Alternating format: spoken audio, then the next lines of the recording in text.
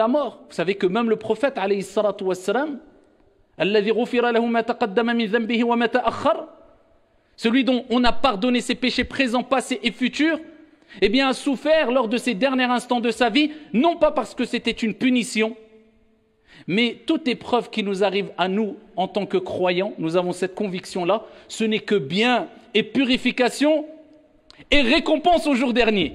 Donc tout ce qui nous arrive, khair, insha'Allah. Ce n'est que du bien, alhamdulillah. C'est pour cela que le bien-aimé, celui qui était le plus aimé parmi les êtres humains, auprès d'Allah subhanahu wa ta'ala, Dieu l'a éprouvé. Non pas parce qu'il ne l'aime pas, mais au contraire parce qu'il l'aime. Donc quand Dieu t'éprouve, c'est parce que Dieu t'aime. Et parce qu'il aime te voir patienter. Et patienter, c'est une preuve d'amour vis-à-vis de ton Seigneur tabaraka wa ta'ala. Et quand tu prouves ton amour à Allah, eh bien Allah azza wa jal te donne ce cadeau qui est le meilleur et le plus beau des cadeaux, son amour subhanahu wa ta'ala. Allah t'aimera insha'Allah tabaraka wa ta'ala. Le prophète alayhi salatu wassalam trempait sa main dans de l'eau, essuyait son visage et disait La ilaha illallah, inna lil mawti la sakarat. Il n'y a de divinité digne d'être adorée qu'Allah subhanahu wa ta'ala. Certes, la mort a son agonie et il a souffert. Pour l'élever en degré dans les plus hautes sphères au paradis alayhi salatu wassalam. Donc, quelque part, souffrir, être malade avant la mort, c'est un bon signe.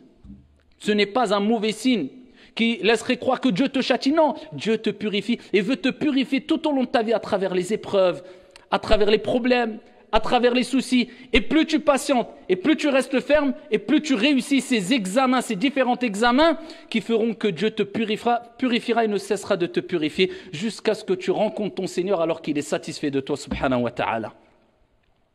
Ton âme ensuite, elle sortira de ton corps, comme vous le savez dans le long hadith que j'abrège. L'ange de la mort viendra avec la bonne ou la mauvaise annonce. Si tu faisais partie des gens du bien, eh bien il t'annoncera la bonne annonce en te disant viens, sors, viens rejoindre le pardon, la miséricorde de ton Seigneur tabaraka wa ta'ala. Il t'annoncera de belles paroles et à peine qu'il saisira ton âme, et voilà que les anges qui sont un grand nombre d'anges, eh bien seront autour de toi et saisiront cette âme-là et viendront avec des linceuls du paradis et avec des parfums du paradis, des linceuls paradisiaques et des parfums paradisiaques, et ils te feront monter jusqu'au ciel le plus bas, et les anges diront quelle est cette bonne odeur, et on te citera par tes plus beaux noms, et on dira c'est un tel, fils d'un tel, et ensuite on t'ouvrira le ciel le premier ciel, le ciel le plus bas, et ensuite tu monteras le deuxième, 3, 4, 5, 6, 7e ciel, et tu redescendras pour retrouver ta demeure, bi'idhnillah azza wa jal, qui sera félicité, bonheur et réussite, insha'Allah tabaraka wa ta'ala. Contrairement au mauvais, à celui qui s'est laissé emporter par les passions et les plaisirs, qui n'avaient pas de cadre, grand péché, injustice, meurtre, répandu le mal, désobéissance envers les parents, tout ce que Dieu détestait, et il persistait, et il se la coulait douce, et il était dans l'insouciance, et il a oublié que cet examen que nous sommes en train de passer a un temps bien délimité, et que lorsque cet examen est terminé, il n'y a plus de repentir possible, c'est trop tard. Eh bien le prophète alayhi salatu wassalam dit quant à la deuxième catégorie de personnes, l'ange de la mort viendra et lui annoncera la mauvaise nouvelle. Viens rejoindre la malédiction, la colère de ton Seigneur tabaraka wa ta'ala. Et voilà que les anges qui sont autour le saisiront avec un visage noir et terrifiant, avec des vêtements durs, rudes, nauséabondes, qui sentent mauvais, et le mettront dedans et monteront avec eux le ciel le plus bas. Et quand on sentira la mauvaise odeur, les anges sentiront la mauvaise odeur, diront quelle est cette odeur répugnante, et ils le citeront par les plus beaux, les plus mauvais des noms à travers lesquels on le citait dans la vie d'ici-bas. Ils diront c'est un tel, fils d'un tel, et ils refuseront de lui ouvrir les portes du premier ciel, et ensuite il sera lancé dans sa tombe. Et là il rejoindra sa demeure. Ce n'est pas sa villa climatisée, ce n'est pas son appartement, ce n'est pas sa maison, ce qui n'est pas illicite en soi, bien sûr, ici-bas. Mais ce n'est pas ça. Ce n'est pas une maison bien tapissée, bien décorée, plein de meubles, écran plat. Non, c'est la même demeure qu'on aura toutes et tous ici au début, on va dire. C'est-à-dire Al-Qabr, 4 blocs de terre. Et tu repartiras comme tu es né, nu. Et ton vêtement ne sera ni un jogging, ni un costume, ni je ne sais quoi. Non, Dieu te rappelle ces signes. Il te rappelle à travers le fait que tu repartiras avec un linceul, même si tu étais milliardaire, la parole qui est « Inna lillahi wa inna ilayhi raji'un ». Nous appartenons à Allah, bon gré, mal gré. Fatigue-toi, te fatigue pas. Tu le veux pas. On retournera tous vers notre Seigneur Tabaraka wa Ta'ala. Et là, quand tu seras dans ta demeure, tu seras seul ou pas? Non, tu ne seras pas seul. Il y a 3 choses qui t'accompagneront jusqu'à ta tombe. Le prophète alayhi salatu wassalam a dit, tes biens, ton argent, tu as couru après l'argent, ici quelquefois de manière aveugle, je ne dis pas de manière licite, non, de manière aveugle, quitte à dépasser toutes les limites, à transgresser, à acquérir ses biens de manière illicite, tu as couru. Allah Jalla wa ala dit dans le Coran, alhaakumut takathur, hatta zurtumul maqabir.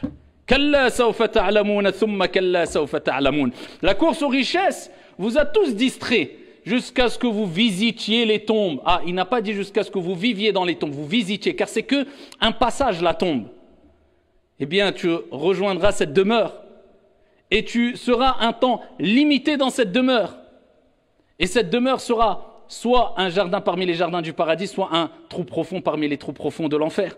Le prophète dit, il y a 3 choses qui te suivront, tes biens, ta famille et tes bonnes actions. Ou mauvaises actions, tes actions. Il dit, 2 retourneront, tes biens, même la porte de chez toi, tu ne la prendras pas avec toi. Même la clé de chez toi, tu ne pourras pas la prendre avec toi. J'ai acheté une maison quelquefois de manière illicite en passant par riba et tout, en étant très fier. On peut être fier si on l'a fait de manière licite et que cette vie d'ici-bas, ce matériel, même si tu as une villa avec piscine, si tu as ce que tu peux avoir ce que tu veux, personne ne peut rendre illicite ce que Dieu a rendu licite, mais à partir du moment où ça ne te détourne pas du rappel de ton Seigneur, ça ne te pousse pas à l'orgueil, ça ne te pousse pas au péché, à partir de ce moment-là, il n'y a aucun problème. Mais des gens qui sont prêts à transgresser tout pour avoir des grandes demeures, ils pensent que c'est l'objectif suprême. Pensez-vous qu'ils ont pu prendre avec eux ne serait-ce que la clé de chez eux? Les biens repartent, le prophète a dit. Tout ton argent, tes biens, tu prendras rien. C'est tes héritiers, ils vont peut-être se disputer, peut-être même se disputer pour les avoir alors que tu as travaillé toute ta vie pour cela. Combien de milliardaires arrivent à 70 ans, 80 ans, 90 ans, ils sont milliardaires, ils n'ont pas profité du tiers de ce qu'ils ont. Et après, vous voyez que ce n'est pas un objectif suprême ou ce n'est pas un objectif ici unique à atteindre dans cette vie d'ici-bas, c'est simplement un moyen pour pouvoir vivre, s'épanouir si tu veux, mais ton objectif suprême, c'est la demeure de l'au-delà. Si tu as compris cela, profite de cette vie d'ici-bas, la haraj. Il n'y a aucun problème. Vis, amuse-toi, profite. Si tu as compris la règle que j'ai précitée ou que j'ai citée précédemment, c'est bon, il n'y a pas de problème. Eh bien, les biens repartiront. La famille repartiront. Tes amis, tes frères, ton épouse, ton époux, ton père, ta mère, les avocats, les juges, personne ne pourra t'aider. Tout seul avec tes actions. Tes actions? Bien sûr, tes actions. Quand tu seras dans ta tombe, le prophète alayhi salatu wassalam a dit, les gens de bien verront une personne, un homme au beau visage resplendissant. Et ils diront, mais qui es-tu? Tu n'inspires que le bien. Mais dis-moi qui es-tu? Et il dira, je suis tes bonnes actions.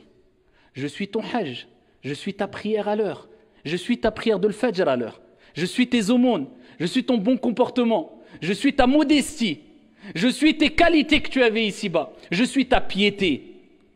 Eh bien, Allah subhanahu wa ta'ala va représenter tes bonnes actions à travers un homme qui va t'annoncer la bonne nouvelle. Allah. Contrairement aux mauvais, le prophète alayhi salatu wassalam fi sahih dit, les mauvais verront un homme qui sera terrifiant. Imagine-toi, dans ta tombe, le noir, 4 blocs de terre, en plus. Eh bien, tu vois une personne terrifiante. Et il dira, mais qui es-tu? Tu m'inspires que le mal, tu me fais peur. Et il dira, je suis tes mauvaises actions. Tu ne te souviens pas, les péchés, az-zina, le haram, la tricherie, la tromperie, le mal, la médisance, la calomnie, les grands péchés, tout ce que tu faisais de mal et on t'exhortait. Eh bien, c'est moi maintenant. Et voilà, tu me trouves devant toi. Et il annoncera la mauvaise nouvelle. Et il sera dit au bon, préparez-lui un lit parmi les lits du paradis. Et étendez sa tombe. Et il sera dans un jardin parmi les jardins du paradis. Et le bon dira, Ya Allah, fais venir le jour dernier. J'ai hâte de rencontrer mes bien-aimés, ma famille et mes proches. Et pour lui, ça sera très court, la période dans la tombe. Amma l'autre, eh bien ici, il criera au désespoir. Et on dira, amenez-lui un lit de l'enfer. Wal'iyadhu billah. Et il vivra, et nous vivrons tous d'ailleurs, ce qu'on appelle la compression dans la tombe. Le prophète alayhi salatu wassalam a dit, toute personne vivra, ressentira la compression dans la tombe. Une compression. Tu vas te sentir ici comprimé dans ta tombe. Allahumma sallim sallim.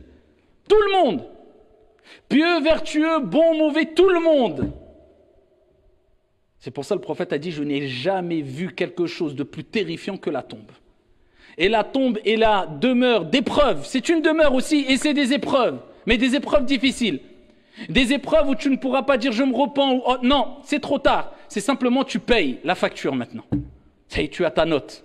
Et tu prends, et tu ressens les conséquences de ta note. La note de ton examen, est-ce qu'elle est bonne ou pas? Est-ce que tu t'es contenté de la moyenne ou pas? Est-ce que tu t'es contenté d'exceller ou pas? Est-ce que tu t'es contenté d'être le plus mauvais ou pas? Il a akhiré. La compression dans la tombe. Certains savants ont dit que la compression pour les croyants, les pieux, les bons, les vertueux, ne sera une compression comme qui correspond en donnant une image d'une personne qui te compresse, qui te serre dans ses bras quand il ne t'a pas vu depuis longtemps. Donc en fait, c'est une compression chaleureuse. D'autres ont dit non, ça sera une compression tout simplement, comme le prophète alayhi salatu wassalam a dit, mais pour le croyant bon et vertueux, eh bien cette compression sera très brève. Contrairement à l'autre catégorie de personnes, le mauvais, la compression durera jusqu'au jour dernier. Allah subhanahu wa ta'ala ne dit-il pas dans le Coran Hatta idha ja'a ahadahumul maut qala rabbi irji'un la'alli a'malu salihan fima tarakt kalla innaha kalimah huwa qailuha wa min wara'ihim barzakhun ila yawmi yub'athun. Et lorsque la mort frappe l'un d'entre eux, il dit Ya Allah, remets-moi sur terre, accorde-moi un délai. Je m'excuse, pardon, j'ai compris, j'ai vu maintenant, accorde-moi un délai. Kalla innaha kalima. Allah dira, mais non, ce n'est qu'une parole vaine. C'est trop tard. Combien de rappels tu as eu dans la vie? Des dizaines? Des milliers, des millions de rappels. Et tu t'entêtais. Je ne parle pas de ceux qui pêchent et qui se repentent et qui font des efforts. La miséricorde de Dieu dépasse sa colère. Non, ceux qui persistaient, ceux qui niaient, ceux qui banalisaient le mal. Là, c'est problématique. Allah, il dit, et derrière eux, une barrière. C'est le monde intermédiaire. Jusqu'au jour où ils seront ressuscités, présentés devant Allah, c'est-à-dire la tombe. Là, non, maintenant, c'est trop tard. Et là, tu seras interrogé, comme vous le savez, dans votre tombe. Man rabbuk ma dinuk? Quel est ton Seigneur? Ceux qui ont vraiment aimé Dieu diront Rabbi Allahu haqqa. Mon Seigneur est réellement Allah. Parce qu'il n'a pas adoré Dieu par tradition, mais par conviction et sincérité et conformité. Il n'a donné aucun associé à Allah subhanahu wa ta'ala. Il a voué un culte exclusif à son Seigneur. Celui-là dira Rabbi Allahu haqqa. Quelle est ta religion? Parce qu'il a appliqué l'islam. Il dira ma religion c'est l'islam. Il a vécu avec l'islam. Ce n'était pas des paillettes, ce n'était pas une mode, mais c'était vraiment des convictions. Et il montrait à travers son bon comportement son appartenance à l'islam. Il n'y avait pas de grande contradiction. Que dis-tu de cet homme qui a été envoyé, Mohammed? Il dira Mohammed est mon envoyé.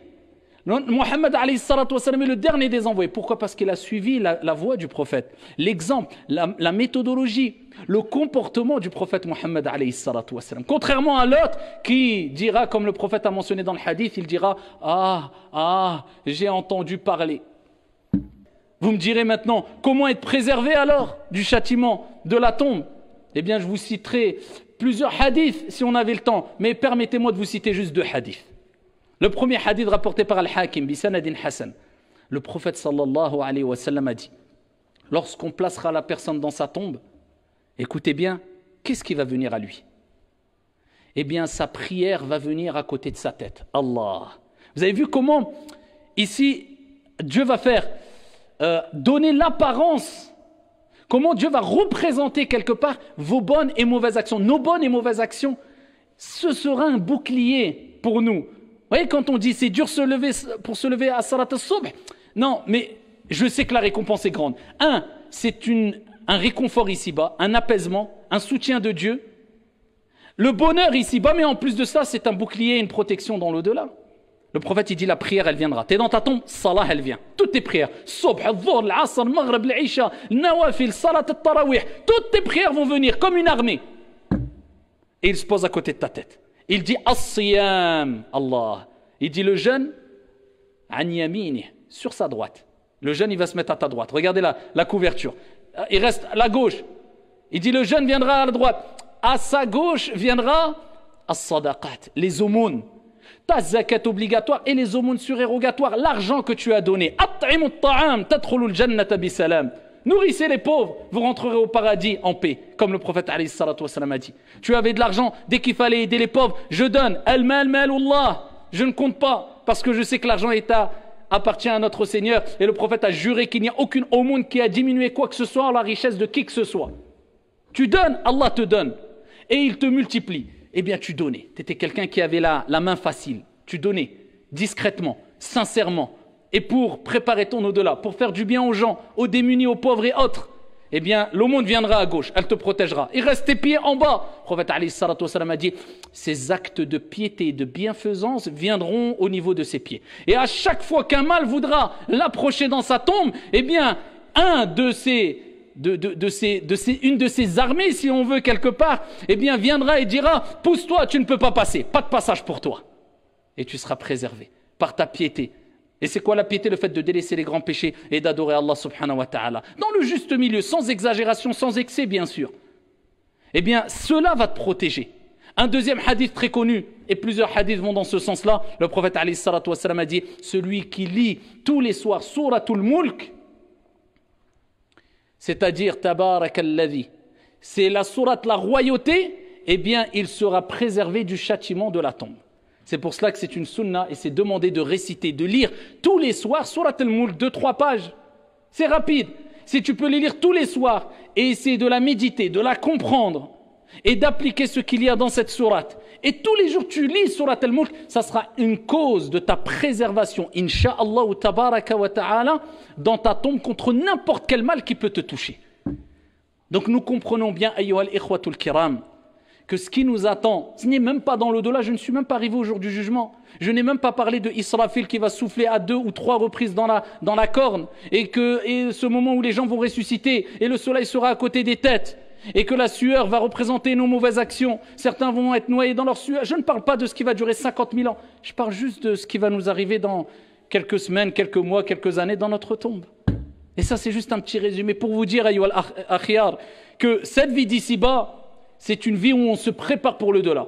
Et quand tu profites de cette vie d'ici-bas, aucun mal. Mais il ne faut pas que ces bienfaits, ces délices de cette vie d'ici-bas rentrent dans ton cœur à tel point que tu te détournes d'Allah subhanahu wa ta'ala ou que tu es noyé par les biens d'ici-bas. Plus de prière à l'heure, tu tombes facilement dans les grands péchés, tu fais du mal aux gens. Pourquoi? Ton seul objectif, c'est cette vie d'ici-bas. Tu es assoiffé, tu es affamé et tu ne seras jamais rassasié. Amma, si tu as compris ce juste milieu-là, et tu as compris l'objectif suprême, quel est-il? Eh bien, alhamdulillah, tu peux profiter de cette vie d'ici-bas sereinement, bi'idhnillah azza wa jal. En tout cas, nous implorons notre Seigneur, tabaraka wa ta'ala, de nous accorder à toutes et à tous une vie heureuse et une vie de piété, et qu'Allah subhanahu wa ta'ala nous accorde une bonne fin et une fin heureuse, et qu'Allah jalla wa ala fasse de nos demeures une demeure ou un jardin parmi les jardins du paradis, et non un trou profond parmi les trous profonds du feu de l'enfer.